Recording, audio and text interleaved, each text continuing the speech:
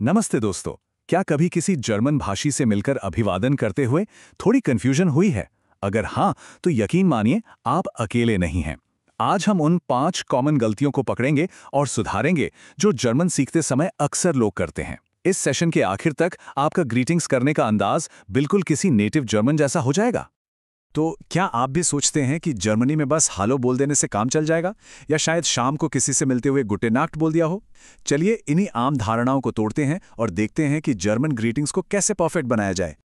अगर इन सवालों का जवाब हाँ है, तो आप एक बहुत ही कॉमन गलती कर रहे हैं।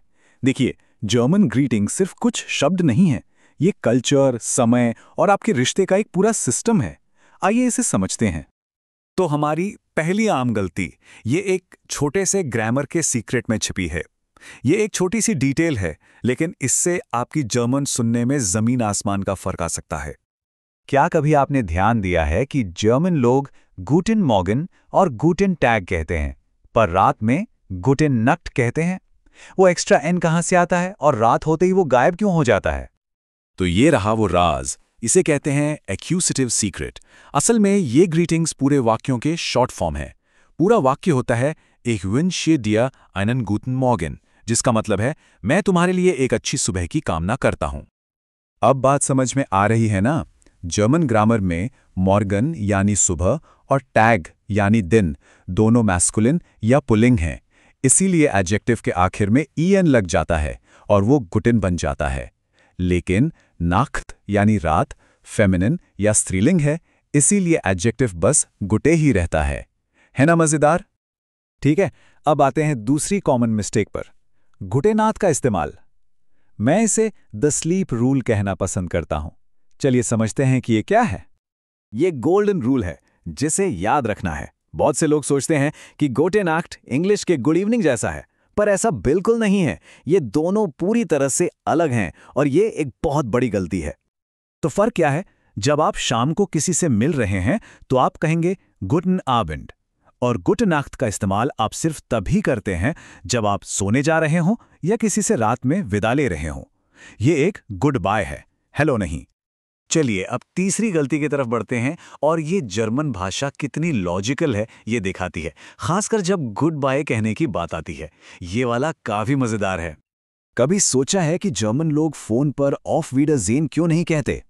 वो इसलिए क्योंकि वीडरज़ेन का मतलब है फिर से देखना, और फोन पर आप किसी को देख तो सकते नहीं, आप सिर्फ सुन सकते हैं। इसीलिए वो कहते हैं ऑफ वीडरहोरन, जिसका मतलब है जब तक हम फिर से सुने। एकदम लॉजिकल है ना? अब आते हैं चौथी गलती पर, फॉर्मेलिटी को समझना। जर्मन कल्चर में फॉर्मल और इनफॉर्मल सिचुएशन के बीच फर्क करना वाकई बहुत जरूरी है।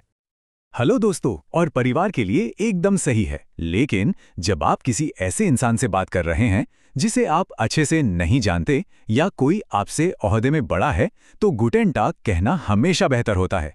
ये ज्यादा सम्मानजनक है और दिखाता है कि आप कल्चर को समझते हैं।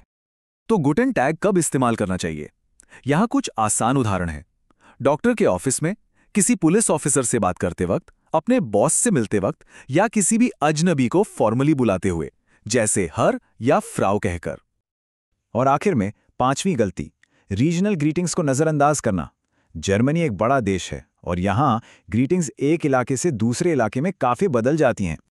जैसे अगर आप नॉर्थ जर्मनी में हैं तो आपको अक्सर मॉइन या मॉइन मॉइन सुनने को मिलेगा। ये हेलो कहने का एक बहुत ही दोस्ताना तरीका है जिसे आप दिन में किसी भी वक्त इस्तेमाल कर सकते हैं।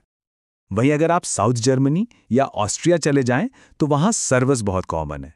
मजे की बात यह है कि इसे हेलो और बाय दोनों के लिए इस्तेमाल किया जा सकता है। और स्विट्जरलैंड में आपको ग्रुएसी सुनने को मिलेगा। इन रीजनल ग्रीटिंग्स को जानने से आपको लोकल लोगों से जुड़ने में और एक नेटिव स्पीकर की तरह साउंड करने में बहुत मदद मिलेगी। तो चलिए जल्दी से उन 5 गलतियों को रिवाइज करते हैं जिनसे अब हमें बचना है। पहला, गुटेन और गुटे का ग्रामर। दूसरा, गुटेनाक्ट का सही इस्तेमाल। तीसरा, फोन पर ऑफ वीडरहोरन कहना। चौथा, फॉर्मल मौकों पर गुटेन टाग का इस्तेमाल। और पांचवा, रीजनल ग्रीटिंग्स को पहचानना। याद रखिए, कोई भी भाषा सीखना सिर्फ ग्रामर और शब्द सीखने के बारे में नहीं होता। ये उस कल्चर को समझने और वहां के लोगों से जुड़ने के बारे में भी है।